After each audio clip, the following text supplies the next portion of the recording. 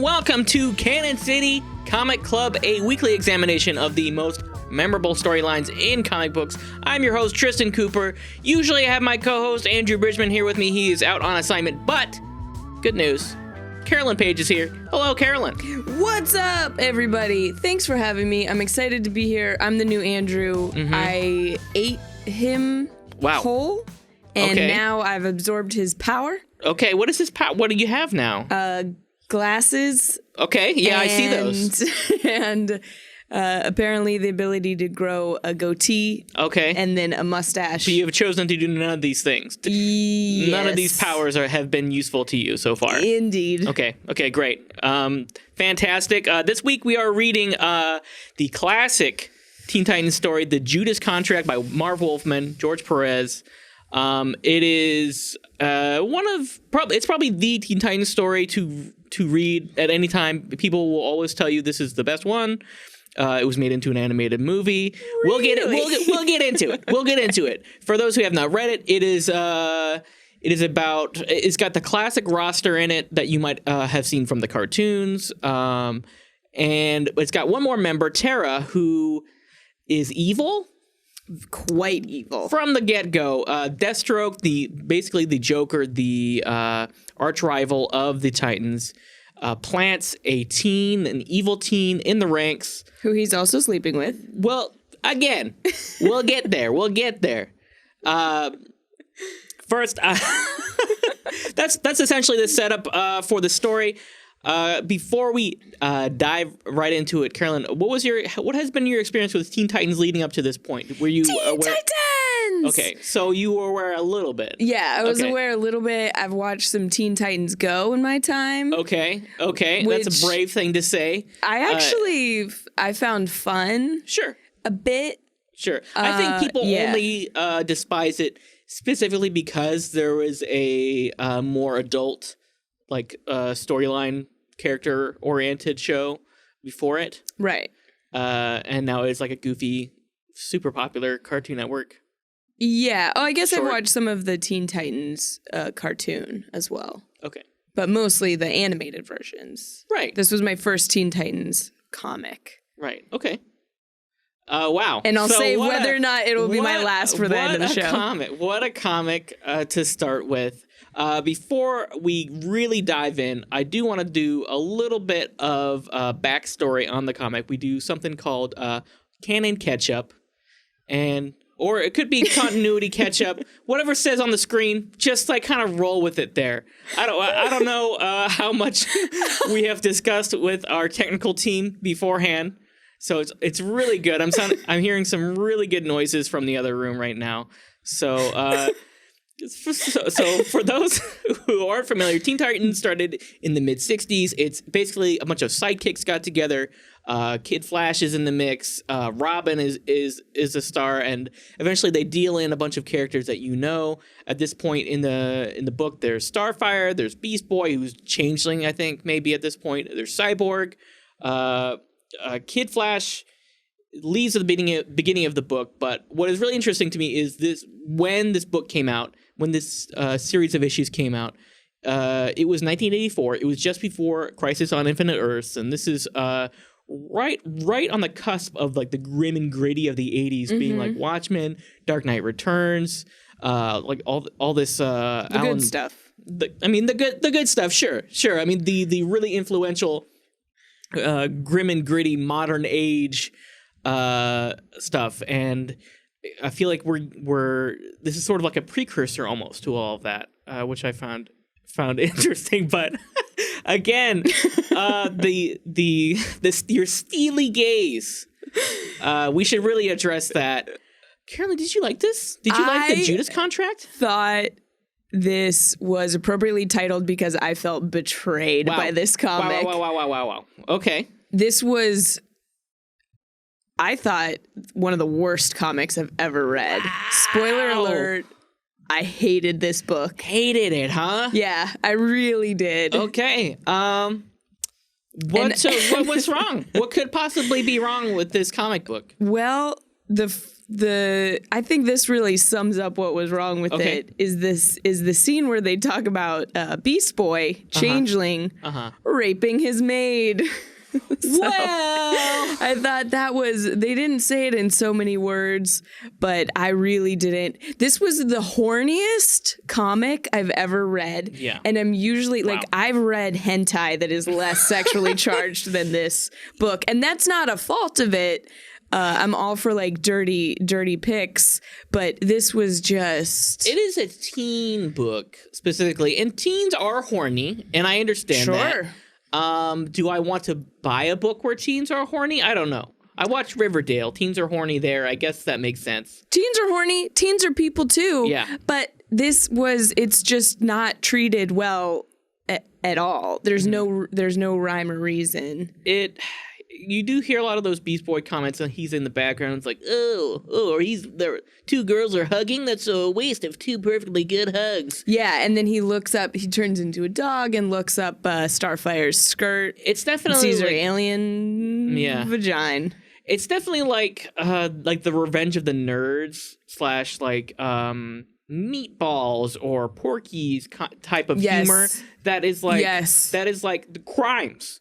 Crimes are being committed for laughs. You know what I mean? Like, yes, people should go to jail, but instead it is played for laughs because that is what passes for humor. Yes, back then, and we know now because it's 2019 that that's not okay. Yes. So I mean, 25 years later. 25. Is this 35 years? This isn't Talking Math with Tristan and Carolyn. Years. Okay, this is no, it's okay. 90 years later. It's all hitting me. It's all hitting me all at once. But also as a teen, I'm sorry. This was something that caught me up. They're the Teen Titans. Yes. And Wonder Girl. Yes. Is getting married to Kid Flash. Well, as a teen. Well, are they teens? Teens. I think so. Just wait to get married. What do you mean? I don't understand. Just like don't get married when you're a teenager. I don't want to like shit on anyone's life choices, but I feel like they're also, maybe they're like, life is short. We're superheroes and we risk our lives every day. We could die at any moment. So let's fucking get married legally. Put our assets together. Sure. No, I get it. Like, maybe they know they're in a comic book in a sense, in that, they're going to die. Something terrible's going to happen. And this will all get erased and undone anyway, so we might as well just go for it. I wish my life, was a comic book. That would be cool. No consequences. So you wish your life was the Judas contract. That sounds good. I will say, not. I know you have a lot of things to say. Yeah, sorry, I just threw a lot out there. In general, I really like the art in this book. I think there's that opening splash page with everyone just leaping, it's just in action. It's a classic comic booky splash page. There's so much going on. You get all the cool characters doing all the cool comic book stuff, and a lot of the script is very dense. Every page is packed with dialogue, so you don't get too many big splash pages like that. But I do think I like how all the characters look very different and idiosyncratic. Like, Raven looks a lot different than Tara does. Yes, and, that's true. Beast Boy and even Robin. Beast Boy is a little bit more baby-faced, and Cyborg and Baby Beast. And the action, I think, is well choreographed, and George Perez is doing a lot with a little bit of room. Like, there's so many of these really skinny vertical panels, and he packs a lot of emotion into those. And I find that going back to old comics that are scripted this dense is kind of tough sometimes, because comics just aren't made that way anymore. Right. Like they're widescreen movie panels. You get right. 4 to 6 panels, not 9 in 9 to 12 in little slits here and there. I did like the art. It was real. It just felt so classic comic art. Sure. And they did a great job of distinguishing the characters, as you said. I loved how Tara's teeth were buck teeth the whole time. I thought that was really fun. She also reminds me a little bit of Squirrel Girl that way. Yeah, sure. Sure.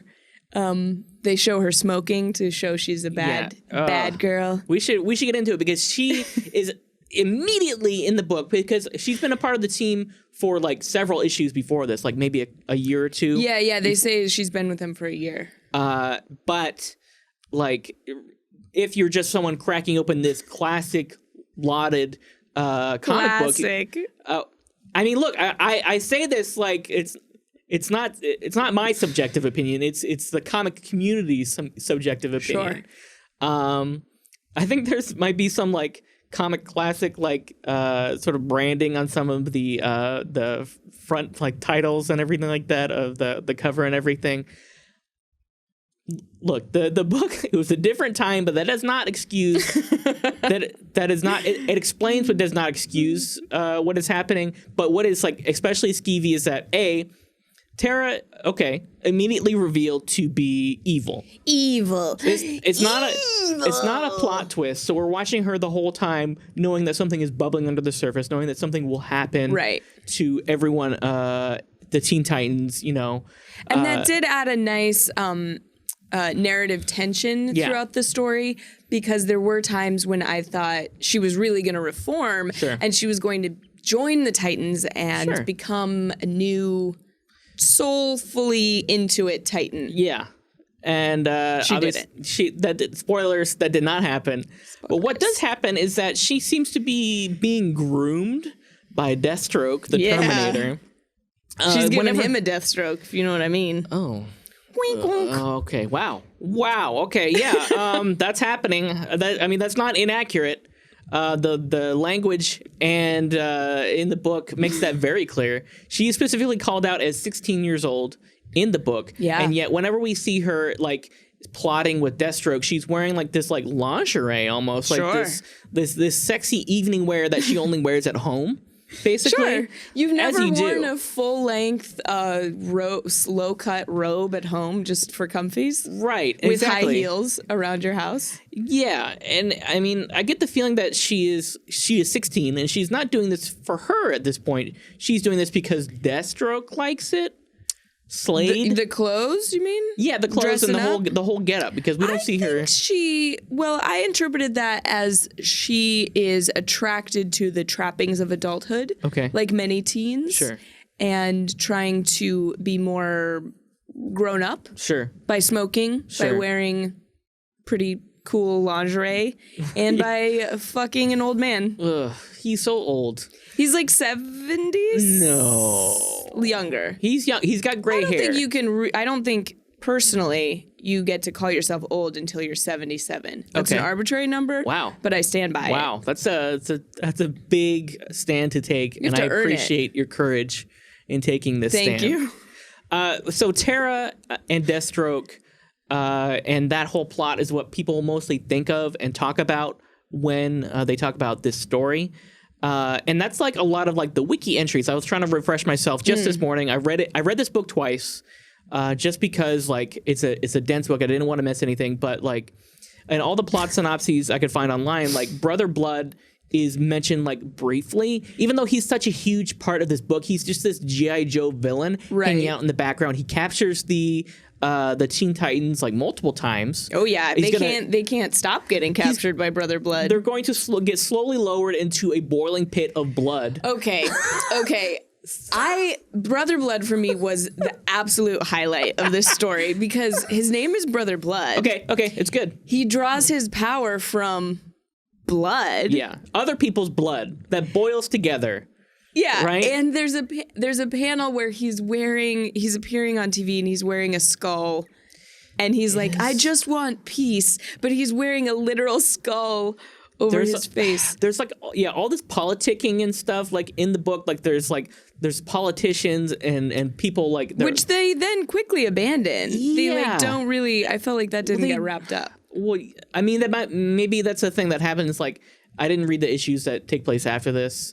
Because it ends really quick, and I'm like, I'm good. There's a funeral, and I'm out.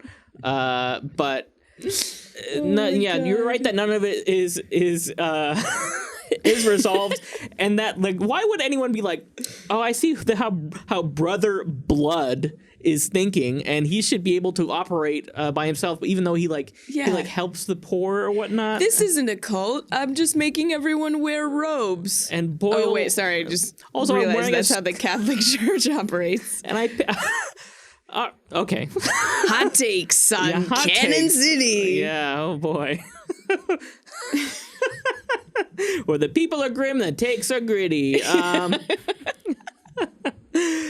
We should back up for a second. Around this point is when before they are all captured, Kid Flash, Wally West, quits the Teen Titans because he's overpowered. Obviously, you don't need Starfire and a Wonder Girl on that team, right? And Cyborg.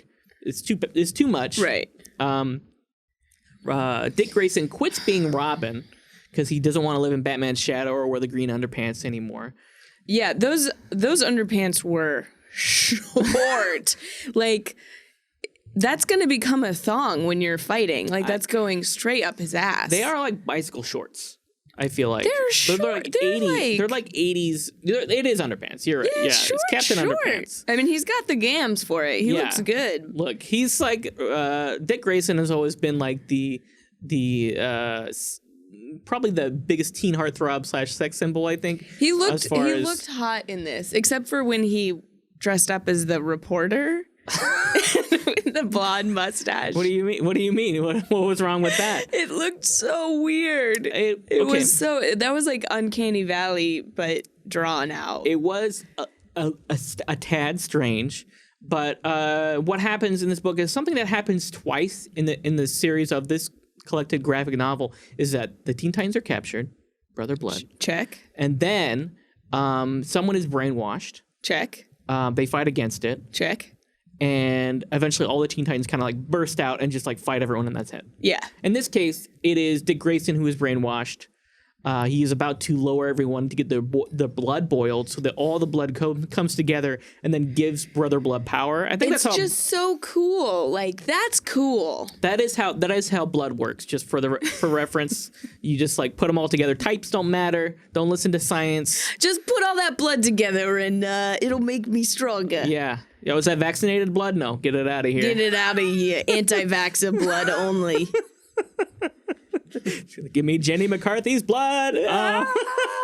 So, I mean, that whole deal kind of ends without consequence. There are some interesting moments with Tara, as you mentioned. Like, it seems like maybe she'll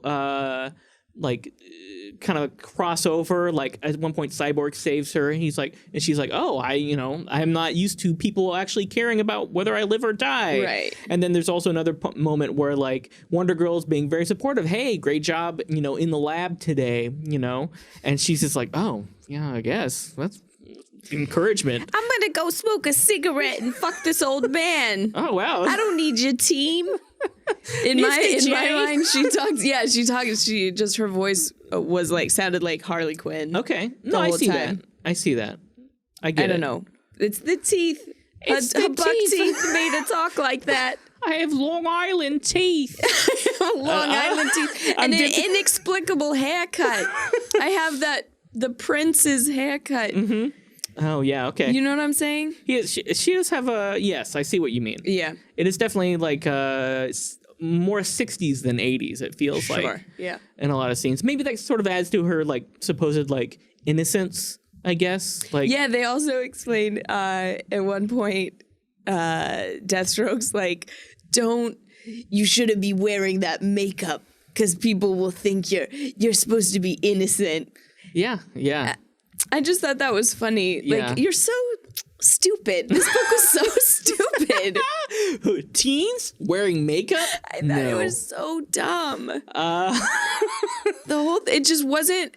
This made me so happy to live in a era now when there's so many good comics that are so well written and like true artistic masterpieces, because this was hot garbage.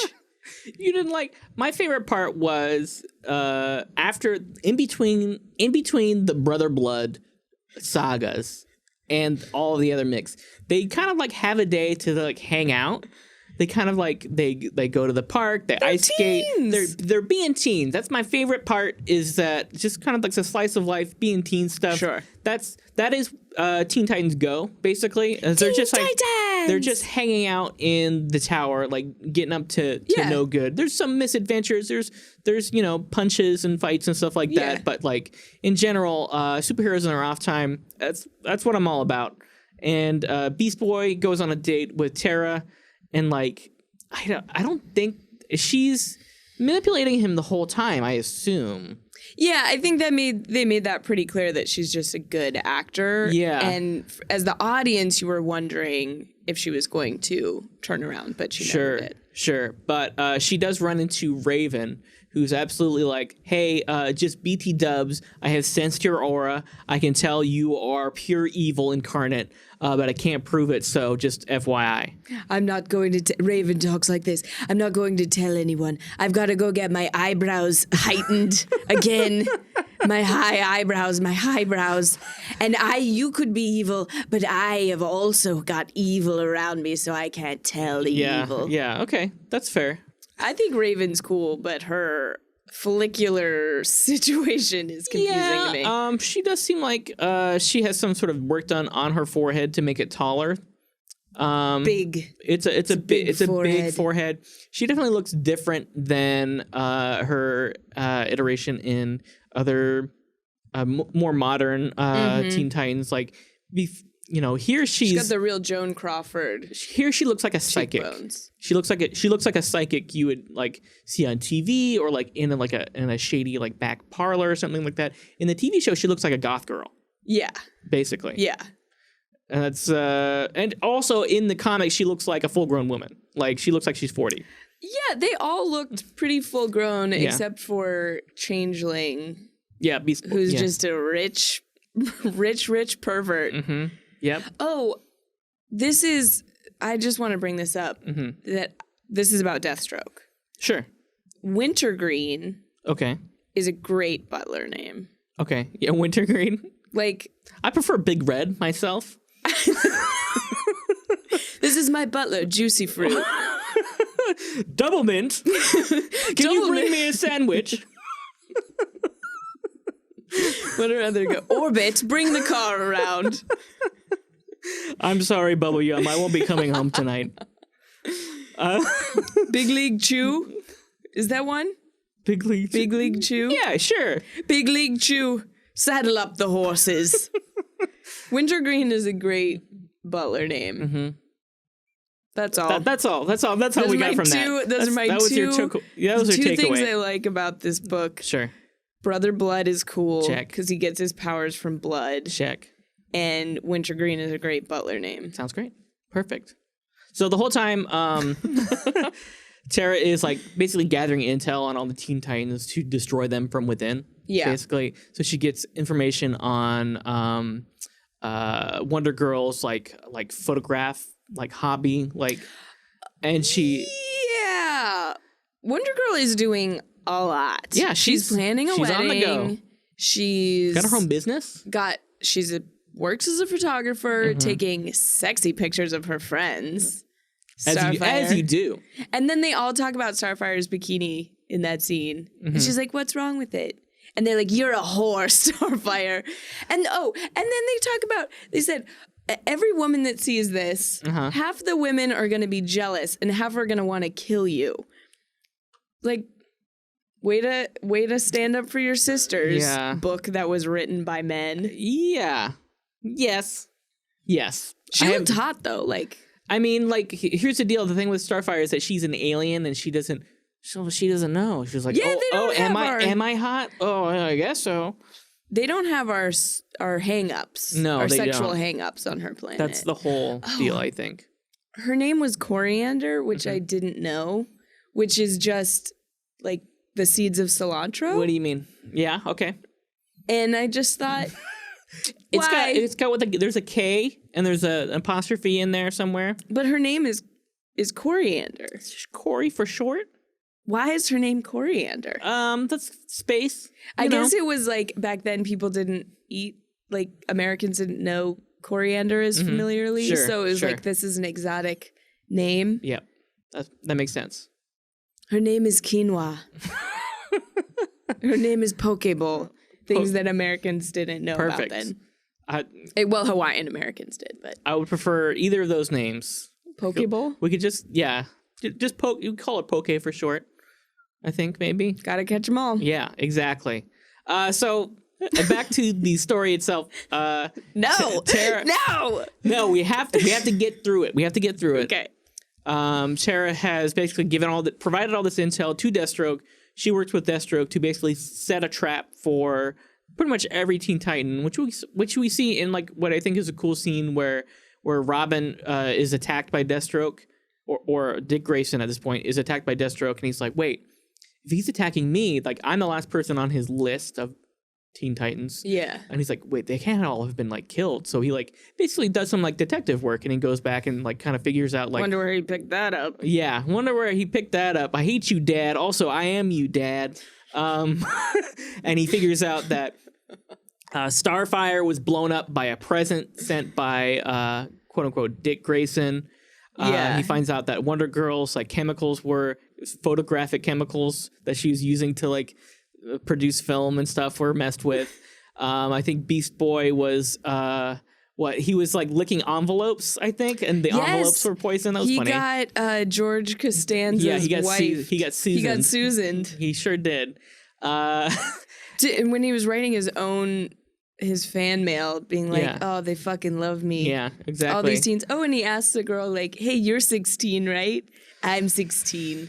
Let's bang. You ever dreamed about banging an animal? I'm your guy. I could be a snake, I guess. I turn into snakes in the comic and make many jokes about it. Yeah, he really does. Yeah. I'd rather kiss a cobra, Mr. J. And then he turns, he's like, yeah, I'll be a cobra. Yeah. I would really like it if instead of Tara, who's incredibly powerful, like she's like super powerful, overpowered, like she's got earth powers. She's like Toph from Last Airbender. She's an earthbender. Powerful. Like she's an omega level mutant almost. You would say. I wish. So it's a part of the story is that she's like a huge danger to everyone and everyone around her. Like at one point, she almost kills Beast Boy just because he's being annoying, and also Beast Boy. Yeah, and like she almost like loses her. She almost like loses her cover, and all the Teen Titans should say, "Oh, she almost murdered Beast Boy. Should we take her on this mission? That'll be fine. Let's let her in. Let's let her know all of her secret identities. It'll be cool. Yeah, it'll be cool. Yeah." At this point, like the book takes like a long break for a Deathstroke backstory because what's her name? Adeline, Kane, Deathstroke's former wife, ex-wife, I think. Deathstroke's ex comes in the picture with this like curly-haired young man. And says, this real banshee-looking motherfucker. I'm not going to introduce him real quick. I'm going to actually give you a backstory, and then I'm going to do a reveal, okay? Wait. Okay. So, back in the day, Slade Wilson, not to be confused with Wade Wilson, came many years later. He was a mercenary. Our son was held captive. He decided to, instead of, like, give up some names or, like, he had to protect his rep. He had to protect his reputation rather than his son. So his son is at knife point. He decides to get the bad guy anyway. The son's neck is like partially like sliced, and now he's mute. Which is ironic because his whole thing was that he had a beautiful singing voice. Yeah. Yeah. Was it? Yeah. The son, he was like, I missed that part of the book. I imagine that's what he sounded like. Did yours have like one of those card things, like where you open it? Yeah, and it's a sing-along comic. Wow, that's amazing. You didn't get I was looking at the digital version. My my computer was on mute, I guess. So I missed that hot moment. But now he is Jericho. Jericho, who as Jericho, the very famous superhero who has been seen a lot of times ever since this comic. It is funny that he and Nightwing are both debut on the same page, and I should have pulled that, but we didn't. But there's this cool spread of both Nightwing and Jericho, like both introducing themselves, and like I thought that was kind of a neat twist because like teenagers are all about like finding their identities and like redefining themselves. Sure. And, like, you can see why Dick Grayson would want to, ditch Robin, become Nightwing for the first time. Ditch those pants. And Jericho has his own thing with his own daddy issues. And they're both like striking out on their own and making themselves. And it's just so funny to see Nightwing, who's like a classic character, still around to this day. Great character. Very cool. Very, very cool. Like you could definitely say like he's definitely still in the Bat family, but he's forged his own identity. And then there's Jericho, who didn't really make an impact. I wonder why a mute character. That would be cool. It doesn't matter because it's in comics and you can just read his thoughts. Sure. And he can possess people. I want to say like after this comic, he eventually talks. I don't know. I could be wrong. I could have been reading the wrong wiki. I could have been reading the wiki for the television show starring Skeet Ulrich called Jericho about the nuclear Holocaust in Nebraska or Montana or something like that. Cool. Let's do that next. This is a Jericho comic club right now. Yeah. Jericho, jerking it with Jericho. Wow, okay. Moving on. We talk about... Anyways, I liked seeing Nightwing's origin story. His and it was outfit. really nice. His outfit was... Also, when he comes down the stairs, he's like, I'm Nightwing! Such a fabulous reveal. Right. In the modern day, it's very slick. It's a very slick, like cat suit almost. But it was super Bowie in this. But this one, it's very disco almost. It's got like very big Bowie. collar. Yeah. Like very flamboyant in that way and kind of showy in a way that a teen might. Do you think that's a rejection of Batman's dark sort of somber ensemble? Yeah, I think so. And like Nightwing was like named after like an old Superman character, Robin, and Superman went to Kandor, which is where Supergirl is from. Okay. And they met someone named Nightwing. Oh. And it's not Starfire. Firebird, maybe. Anyway, and so he sort of like in the comic remembers like, oh, it's from Kandor. I want to be Nightwing because that's like, hey, it's kind of like the Superman side of me, which is nice. And then there's the Batman side of me, which is like, grim and gritty and detective-y. Oh, maybe and he also acknowledges his circus roots. Yeah. With his parents. So maybe that's where the costume comes from. Kind of the showmanship. We're piecing it all together. You know what? I've changed my mind. This is the most well-written comic ever. Speaking of, Brother Blood is back. And he's captured everyone. Everyone's captured. Well, I mean, Brother Blood is in the mix at this. Is he? Wait, or is this Deathstroke at this point? This is Deathstroke working for Brother Blood's cult. Right. Okay. Yeah. So they're all captured. I did like the way that they were captured in this insane machine. Yeah. You like it better or worse than the blood stalactites? I like it worse because the blood stalactites were, again, the only good part of this comic. Okay. And but it was cool how they were all like in stasis. I really liked Raven's stasis. She looked very comfortable. Very chill. She looked like very at peace. I get the idea that Raven could sleep on an airplane, no problem. Oh, wow. You know what I mean? Now that's a real talent. Superpower. You know what I mean? I feel like I can sleep on a lot of places, but I don't know. If it's 2 p.m., on a Thursday flight, a lot of crying babies. I mean, I can't do it like Raven does. Yeah, no way. That's a real power. That's her superpower. I can't even sleep on a red eye. Besides her psychic powers, sleeping on planes. That's where Raven really specializes. Now, if you were psychic, could you just put yourself to sleep? Could you just be like trigger your own sleep? Could you just look in the mirror or something like that? I don't know. Maybe. I don't know if like your powers work on yourself. Like, because, like, Superman his laser vision, would that hurt himself? I know he uses it to shave. Really? Yeah, that's how he shaves. That's cool. He just looks in his little mirror, that goes like this, That's fun. Yeah, and I'm sure his bathroom smells great. Ugh. Just burned hair. The smell of the burning hair of the strongest, most impervious hair in the world. Maybe it smells different than human hair. Yeah, it smells like cooked chicken. Would that be better in your bathroom? I would eat Superman's hair. All right. Okay. Great. I'm glad we landed there.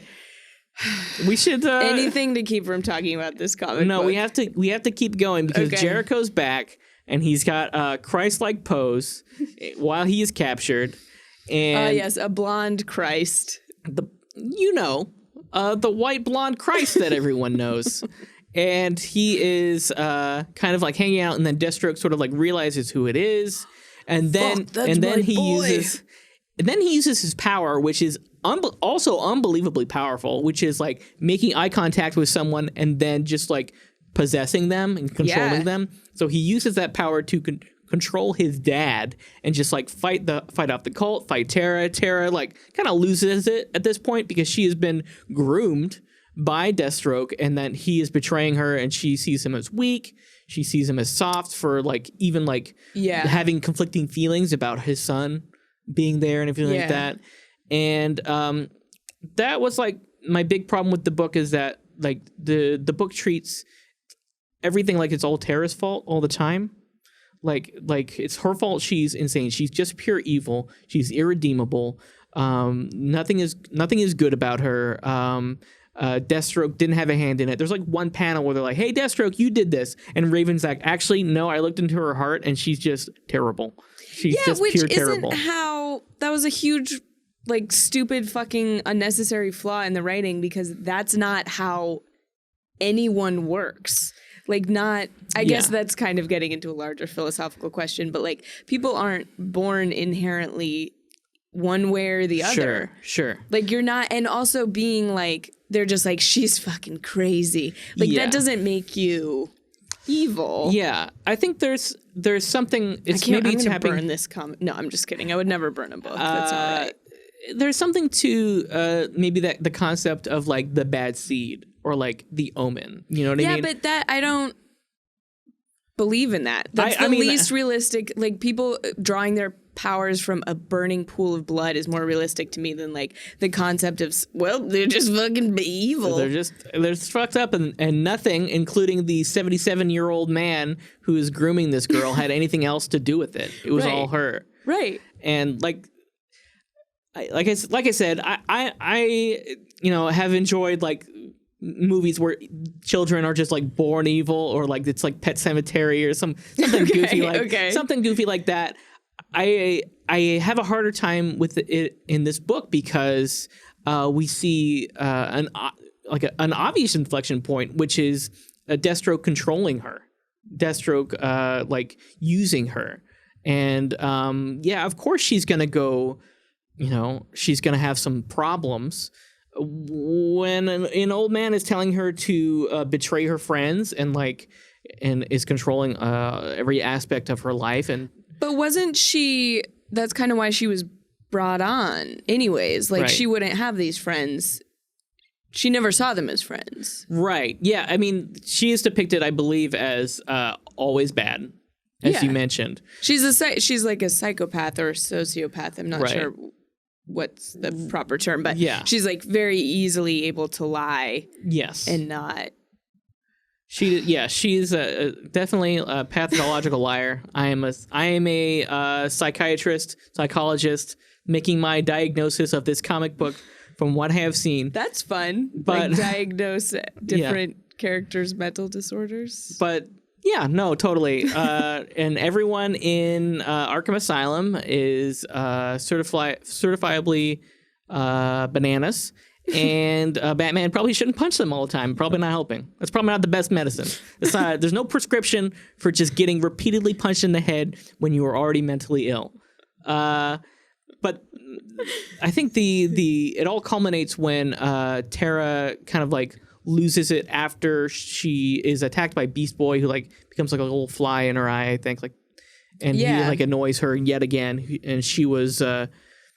She just like loses it and like brings down a bunch of earth on herself and like kills herself. Mm-hmm. And the whole time in the text above, it's just like, she was bad. She was bad from the beginning. She was pure evil. She was insane. She was just crazy. Don't worry about it. Some people you can't fix. There's no hope for her. There's, it's so bleak, and it's so and it also just like. it puts all the blame for everything that has happened to her like on her, if that makes sense. Or onto, I saw it's like putting it onto an unfeeling universe. Sure. Like she was so evil and crazy that she almost had no agency over it. Right. So she was just doomed. Yeah. But in the scene when Beast Boy flies into her eye, I did really want to see, and if this had been like a modern comic with bloodier stuff going on, maybe this would have happened. But if Beast Boy would fly into her ear and then grow into a big animal and she would explode from the inside out. But Beast Boy never gave up on her like that. Yeah. So wouldn't that have been cool though? Well, like that's a noise. Yeah, at the same time, she is also valorized in death. Like, potentially just to save face for everyone, there's a big funeral for her. Right. She has a little statue. Everyone is at the funeral, including Batman. I love a comic book funeral, a comic book wedding. Everyone gets into costume. Everyone gets into full gear. Batman put on his utility belt. He put on the cowl. He put on everything in broad daylight, just kind of like standing on the grass in a wooded, grassy area. Very, very funny image to me. Just in superhero comics in general, like comics are made for the superheroes to look cool, but it's just really hard to make a bunch of like spandex wearing people standing around a grave look normal. Yeah, and then they all are together. You're really like, you guys look, you look weird. Yeah. You look real weird. Yeah. I think part of it was to like keep her insanity, I guess, or her betrayal a secret from everyone, including her half brother. Yeah, it was kind of to protect everyone, the other heroes. I mean, I guess. I guess. Who knows why this fucking book did anything?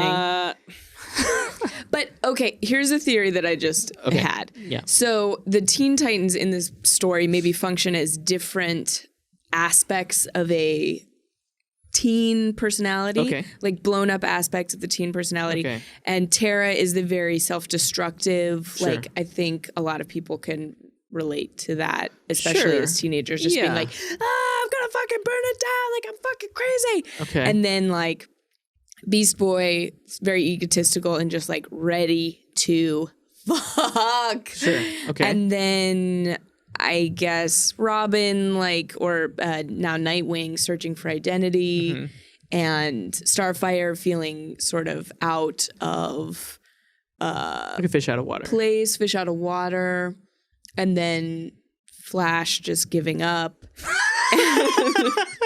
You're a quitter. And then Cyborg, like the part of you that knows that you're like cool, maybe? Like the part of you that's like, I'm actually like capable. Sure, okay. And then like Raven, the part of you that is super goth.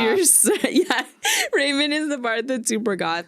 And then Wonder Girl is the part that's like, okay, let me actually think about the future. I'm going to have a career someday, get married, wear these great earrings. Wow. Yeah. No, I like all of this. I guess I don't see a lot of that in the book itself, but like bringing all these separate characters together in sharing their teenage years, I think that works as you mentioned it. Yeah, I think that that's nice. That's a new way to look at the Teen Titans as Teen Titans!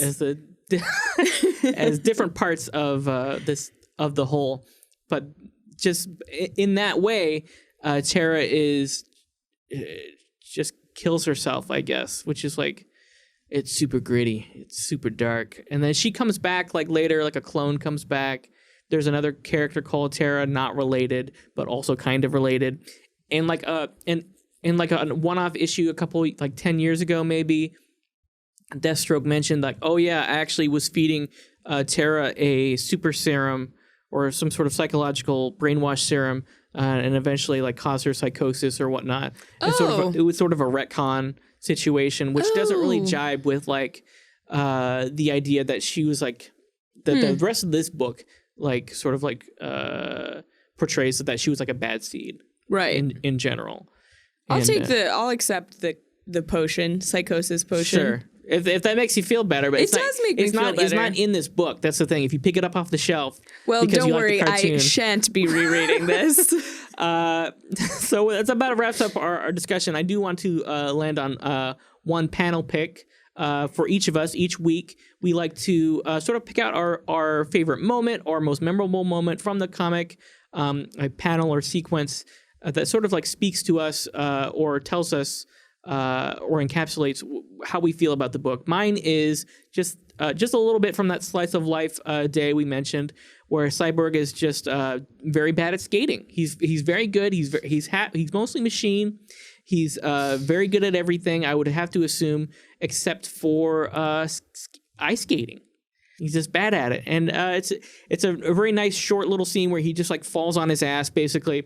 And like it shows how much the George Perez does with the art in like so little space and communicates so much motion and so much emotion just in these like tiny panels. And it's just always like it's like an impressive part of the book to me, I guess. Technically stunning. Yeah. So what was your panel pick? My panel was, I felt really encapsulated how much the Teen Titans wanted to fuck each other. Okay. Like just being trapped. They're just a bunch of kids trapped in a tower together. Yep. That's a lot of hormones. Yeah. You're sexy. You're like godlike powers. Yep. And they're just like, let's get it. And I really liked the panel because it was also like real classic sweet spot for comics. Sure. Like so much energy and coolness in it. And then also we're just like, we want to do it. Okay. Yeah, that about sums it up, right? Thank God. Oh, boy. So from what I'm hearing, you would recommend this Yeah, book? absolutely. Absolutely. Don't read this comic. If you're me. Or similarly minded. I'm a little less hesitant to like reject it outright. I do think there are like some really cool aspects of the story. Brother Blood. I think Brother Blood is very G.I. Joe. He's very silly and is so strange on how much he is in the story and how much he's not relevant to the story. I think some of the slice of life stuff is very good. I love the art. I think Tara is like an interesting character, and I think some of her, she has I thought the tension that you mentioned was interesting. I think this comic holds up as far as like storytelling and the technical aspects hold up a lot better than a lot of other books that are 35 years old. But I would maybe recommend it to someone who is curious about the Teen Titans and their origins and looking at it maybe from an academic perspective, or like just sort of like going into it with these caveats in mind of like, hey, there's a messed up relationship. Hey, these characters aren't always treated the best. Hey, some of this stuff never comes up again. Hey, the Brother Blood stuff is kind of like in and out. But I still think it, as part of a piece of comics history, it's like still fascinating to me. I mean, if you I think seeing Nightwing's origin is an important part of comics history, certainly. And if you want to be versed in that, just go to that one page where he's like, I'm Nightwing. Nightwing, first appearance, Google. There you go. Wow. So I recommend Googling Nightwing first appearance. Or just Googling Nightwing. Carolyn, thanks so much for coming with me to talk about this very long, very dense book. Thank you for having me. It was a delight. Thank you all for joining us on this adventure. Tune in next week. We will be talking about Thanos in Thanos Wins by Donnie Cakes and Jeff Shaw. And it's a different book, let's just say. Quite different than this one. But until then, we will see you in the funny papers. Hey everyone, if you like this, be sure to check out dropout.tv, where you can find this and other Dorkly shows a week early. There's a ton of great shows like Total Forgiveness and What the F101, and they're awesome. Better yet, there is a free week trial. If you go there, try it out. I dare you.